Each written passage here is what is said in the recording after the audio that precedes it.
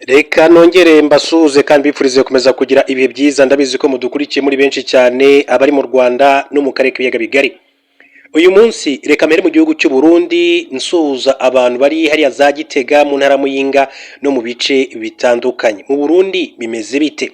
Umwuka mubi cyane, ndetse biravuga yuko uwitwa General Prime Niyongabo, uyu ni chef d'état major, ni umugaba mukuru w'ingabo mu gihugu cy'u Burundi, akoza akantu mu gihe Evariste Ndayishimiye amaze iminsi ku bufatanye n'igihugu cy'Ububiligi ndetse na Repubulika ya Demokarasi ya Kongo barunda intwaro zitandukanye. Izo ntwaro bikavuga yuko agomba kuzazifashisha atera igihugu cy'u Rwanda. Hari inkuru nabagejeho mu minsi yatambutse yavugaga yuko uwitwa Perezida Yoweri Kaguta Museveni w'igihugu cya Uganda ndetse na Perezida Dr William Samoei Ruto w'igihugu cya Kenya bahaye ubutumwa bukomeye cyane General Neva. Baramubwira ati byonyine gutera igihugu cy'u Rwanda bamuhaye iminsi 3. Museveni we ubwe yaramwibwira ati iminsi 3 ingabo z'u Rwanda RDF ziraba ziri mu mujyi wa Bujumbura, kandi biraza gushyira iki, biraza gushyira iherezo ku butegetsi bwawe. Murabizi kandi ko Evariste Ndayishimiye ejo bundi aherutse kwemezwa n'umugambwe wa CNDD-FDD ko ari we ugomba kuzahagararira iki gihugu mu matora y'umukuru w'igihugu ateganyijwe umwaka utaha wa 2027. Reka mbaze mbihere inshamake y'amakuru ingenzi agezweho, hanyuma tubone kugaruka ku bibazo gukorwa na General Prime Niyongabo, ni chef d'état major mu gihugu cy'u Burundi, ndetse bikaba byateye ubwoba cyane witwa Evariste Ndayishimiye General Neva ku buryo ashobora gufata y'ubuhungiro. Reka duhere ku makuru mu buryo bw'inshamake agezweho muri aka kanya. Ndahera kuri Perezida Donald Trump. Akaba rero umwami Charles wa gatatu yacyuriye uwitwa Donald Trump. Umwami Charles wa gatatu w'Ubwongereza yabwiye Perezida Donald Trump wa Leta Zunze Ubumwe za Amerika ko iyo Abongereza batagoboka Abanyamerika bose baba bavuga Igifaransa. Yamuhaye ubutumwa ubwo bari mu musangiro wo ku itariki 28 Mata 2026, nyuma y'amezi agera kuri 3, avuze ko iyo Amerika idatabara Burayi mu ntambara ya kabiri isi yose ngo bwari gutsindwa n'Ubudage bwa Adolf Hitler bukajya buvuga Ikidage ndetse n'Ikiyapani. Muri Mutarama 2026, Trump wari mu nama y'Ihuriro Mpuzamahanga ry'ubukungu yabereye i Davos mu Busuwisi yabwiye Abanyaburayi ati nyuma y'intambara twatsinze cyane, iyo hatabatwe mwari kuba muvuga Ikidage wenda n'Ikiyapani gike. Bwana Trump rero yibajwe nuko ibihugu byinshi cyane by'Uburayi ngo byari bikomeje kwamagana umugambi yari afite wo gufata ku ngufu ikirwa cya Greenland kigenzurwa n'ubwami bwa Denmark ku mpamvu yise iz'umutekano ndetse n'ubukungu. Umwami Charles wa gatatu yasubije amaso inyuma yibutsa Trump uko Ubwongereza kandi Ubufaransa byahanganiye gukoloniza umugabane wa Amerika mbere y'uko Leta Zunze Ubumwe za Amerika kandi zibona ubwigenge mu myaka 150 ishize. Yabwiye Trump ko Abongereza bagize uruhare rukomeye cyane mu kubona ubwigenge bwa Amerika, naho ubundi ngo iyo bitaba ibyo Abanyamerika bari gutegekwa n'Abafaransa, ubu bakaba bavuga Igifaransa.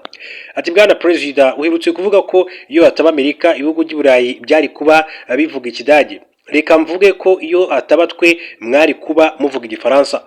Igihe igice cyo mu burasirazuba bw'ingoro ya Perezida wa Amerika White House cyangwa Maison Blanche cyarasenywe kugira ngo hubakwe icyumba cy'inama kinini cyane kizatwara miliyoni 400 z'amadolari y'Amerika.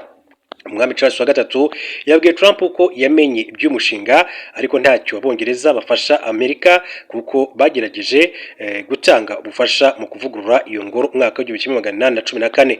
Mwihangane mbabwire ko twebwe Abongereza rwose twagerageje kuvugurura imyubakire ya White House cyangwa Maison Blanche mu mwaka wa 1814. Umwami yakomozaga ku gitero ingabo z'Abongereza zagabye kuri Washington tariki ya 24 Kanama umwaka wa 1814 zigasenya bikomeye White House yitwaga President's House n'izindi nyubako z'ubuyobozi. Abongereza bagabye igitero bihorera ku ngabo za Amerika nazo zateye umujyi wa Toronto witwaga York muri Canada zigatwika ibikorwa remezo byinshi cyane harimo n'iby'Abongereza. Hanyuma tukiri kuri Bwana Trump, biravuga yuko Minisiteri y'Ububanyi n'Amahanga ya Leta Zunze Ubumwe za Amerika yatangaje ko vuba aha hazakorwa pasiporo zizaba zirimo ifoto ya Perezida Donald Trump mu rwego rwo kwizihiza isabukuru y'imyaka 50 iki gihugu kimaze kibonye ubwigenge. umuvugizi w'iminisiteri witwa Tom Pigott yasobanuye ko ibi bitavuze ko pasiporo zose zizagaragaramo ifoto ya Trump ariko umubare w'izateganyirijwe iki gikorwa nturamenyekana. Pigott yagize ati mu gihe Amerika yizihiza isabukuru y'imyaka 50 muri Nyakanga, minisiteri y'ububanyi n'amahanga iri kwitegura gusohora umubare muto wa pasiporo zahariwe ibi bihe. Yasobanuye ko nubwo iyi foto izashyirwa muri pasiporo z'abakuru y'isabukuru, umutekano w'aka gatabo uzakomeza kuba ntayegayezwa ku buryo ntabashobora kandi kuyigana. Amerika iteganya gutangira gutanga izi pasiporo muri Kamena mwaka wa 2026 nk'izisanzwe zizatakaza agaciro nyuma y'imyaka 10 nk'uko amakuru akomeza kugenda abishimangira. Hanyuma rero tuvuye kuri Perezida Donald Trump nk'uko nari maze kubibabwira, uwitwa General Neva ni perezida w'igihugu cy'u Burundi. Biravugwa ko ubwoba bwamaze kumutaha. Iwe yavuze ko ashaka gutera ingabo z'igihugu cy'u Rwanda, ashaka gutera igihugu cy'u Rwanda, ndetse Ububiligi bumaze iminsi bwohereza intwaro zitari nke hariya i Bujumbura. Ariko Neva yagize ubwoba, ndetse bikavuga yuko hari umwuka mubi ukomeje gututumba mu ngabo watumye Ndayishimiye akura intwaro zikomeye cyane Bujumbura. Bikanavuga ko chef d'état major cyangwa se General Prime Niyongabo, umugaba mukuru w'ingabo z'igihugu cy'u Burundi, nawe ari umwe mu batari guhuza na Evariste Ndayishimiye. Biravuga ko igisirikare cy'u Burundi rero ngo cyatangiye kwimura intwaro mu bigo bya gisirikare ku itegeko rya Perezida Evariste Ndayishimiye. Birimo ziravanwa i Bujumbura zikajyanwa ahakorera batayo ya 3 mu mujyi wa Gitega, ahanini bishingiye ku mwuka mubi uri mu ngabo z'igihugu. Hashize iminsi mike rero Perezida Ndayishimiye akoze impinduka mu miyoborere y'ingabo z'u Burundi, aho yakuyeho wari umuvugizi w'ingabo Brigadier General Gaspard Baratuza, ndetse n'uwari ushinzwe ibikoresho bya gisirikare Colonel Ernest Musaba amusimbuza Colonel Thierry Kabula. Ubwo rero intwaro z'u Burundi zo mu kigo cya gisirikare cya Musaga zaturikaga, uwari umuvugizi w'ingabo ni Brigadier General Gaspard Baratuza yavuze ko byatewe n'umuriro w'amashanyarazi, ariko nyuma Perezida Ndayishimiye arabivuguruza avuga ko nta mashanyarazi yahabaga. Nyuma y'iminsi rero ibi Colonel Kabura ashyizwe muri izi nshingano, Perezida Ndayishimiye yamutegetse kwimura intwaro z'ingenzi zikavanwa i Bujumbura. Izo zirimo rero Monsieur Saven ndetse 82 intwaro nini za BM-21 rocket launchers ndetse n'izindi. Bivuga ko ku itariki 24 Mata uko kwezi kwa kane hagaragaye amakamyo ya gisirikare 50 atwaye ibikoresho byavaga mu kigo cya gisirikare cya Muha ndetse na Muzinda muri Bujumbura no muri brigade ikoresha intwaro ziremere cyane ya Mwaro, byose bijyanwa muri iki kigo gikoreramo batayo ya 3 y'abakomando cya Gitega. Ni nyuma y'ukwezi ububiko bw'intwaro mu kigo cya gisirikare Bujumbura buturitse bugahitana abantu barenga 13 ndetse ibintu byinshi cyane bikangirika. Bivugwa ko ibikorwa byo kwimura intwaro abasesenguzi basanga atari ukwimura intwaro kubera impamvu z'umutekano, ahubwo harimo n'ibibazo by'umubwumvikane buke hagati y'ingabo. Ibivugwa n'abasesenguzi hanini bishingira ku mwuka mubi uri hagati ya Perezida Ndayishimiye n'umugaba mukuru w'ingabo z'u Burundi General Prime Niyongabo, n'ibibazo yagiranye n'abayobozi batandukanye. Mu bindi bitera rero umwuka mubi harimo ibikorwa byo kohereza ingabo mu burasirazuba bwa Repubulika Demokarasi ya Kongo mu ntambara ingabo za leta zihanganyemo na AFC M23.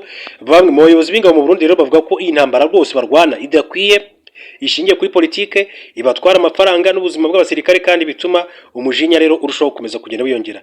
Haravuga ko bamwe mu basirikare badashyigikiye intambara ngo baba baragize uruhare mu guteza iturika ry'intwaro muri Kambezo mu buryo bwo kwigaragambya. Hagati aho ngaho umujyi wa Bujumbura uhana imbibi na Kivu y'Amajyepfo muri Repubulika Demokarasi ya Kongo, by'umwihariko ari muri za Uvira, ndetse abasirikare mu bigo byaho nibo barinda imipaka. Bivuze ko ikibazo rero cyabaturukaho cyagira ingaruka ku mutekano w'igihugu ndetse no mu butumwa bakorera mu karere. Umwe mu basesenguzi yavuze ko kwimura intwaro ziva i Bujumbura zijya i Gitega ari ukuvana intwaro ziremereye cyane mu maboko y'ingabo atizeye, no kuvuga Perezida Evariste Ndayishimiye. Hanyuma reka duhindure ingingo turebe n'andi makuru akomeje kugenda avugwa. Reka babwire ko wenda ku makuru avugwa kwerekeranye n'ibijyanye no mu burasirazuba bwo hagati, ariko n'andi makuru muri rusange. Kuva ati mbaye papa ati natekerezaga ku ruzinduko muri Afurika, ni Papa Leo wa 14. Papa Leo wa 14 yatangaje ko kuva agizwe umushumba mukuru wa Kiliziya Gatolika ku isi yakomeje gutekereza ku rugendo muri Afurika, akavuga ko ashimira Imana ko yamuhaye amahirwe yo kurukora. Mu butumwa yashyize ku mbuga nkoranyambaga, Papa Leo wa 14 yavuze ko byari amahirwe yo gutanga ubutumwa bw'amahoro muri iki gihe kirimo kurangwa n'intambara ndetse no guhonyora amategeko mpuzamahanga bikomeye kandi kenshi. Papa avuga ko gusura Afurika byari amahirwe kandi ku batuye uyu mugabane wo kumvikanisha ijwi ryabo, kandi avuga ko yishimira ko yabahaye ayo mahirwe. Mu cyumweru gishize Papa Leo yasoje uruzinduko rw'iminsi 11 mu bihugu bine bya Afurika. Ubwo yari muri Cameroon yamaganye abategetsi b'igitugu babarirwa ku ntoki barimo gushwanyaguza isi. Amagambo y'umunyamerika Papa Leo ntabwo yateje sakwe i Washington, atuma rero Vatican na Papa basobanura ko mu magambo ye ntaho yavugaga Perezida Donald Trump wa Leta Zunze Ubumwe za Amerika. Mu yandi makuru akomeje kugenda avugwa, reka mbabwire ko ibanki Standard Chartered yagenwe miliyaridi zigera ku 2,000 z'amadolari ku mugambi wo gari ya moshi muri Tanzania. Bivugwa ko ibanki Standard Chartered yagereranyije amafaranga angana n'imiliyaridi 2,200 z'amadolari y'Amerika yo gufasha umugambi w'ibarabara rya gari ya moshi ryo mu bwoko bwa Standard Gauge Railway muri Tanzania, nk'uko bitangazwa n'itorokanirizo ry'amakuru Reuters mu ntamakuru y'Abongereza. Aya mafaranga azakoreshwa mu kubaka ibice bibiri by'umurongo wa gari ya moshi ufise uburebure bw'ibirometero 1,119 uhuza mu murwa mukuru w'ubudandaji Dar es Salaam ndetse n'igisagara ca Mwanza cyo ku nkengera z'ikiyaga. Ishyirahamwe ryo muri Turukiya YP Merkez hamwe n'iryo mu Bushinwa rikorera mu by'ubwubatsi ryitwa China Civil Engineering Construction Corporation niyo azokora ibyo bikorwa nk'uko iyi banki bivuze. Yongeyeho ko ayo mafaranga yabonetse biciye mu bigo bitanga ingurane, amabanki y'ubudandaji hamwe n'ibigo by'iterambere. Standard Chartered yavuze ko uwo murongo wa gari ya moshi uzofasha gutwara abantu bidandazwa neza, ugahuza ikivuko ca Dar es Salaam n'uturere tw'iterambere two mu burengero twa Tanzania hamwe n'ibihugu bibanyi. Ivyo vyitezwe gufasha mu guteza imbere ubutunzi mu gihugu hagati. Tanzania ifise ntumbero yo kubaka inzira gari ya moshi igezweho y'ibirometero 2,561 ihuza n'ibihugu bibanyi bidakora ku mazi birimwo u Rwanda, Burundi, Uganda na Repubulika ya Demokarasi ya Kongo.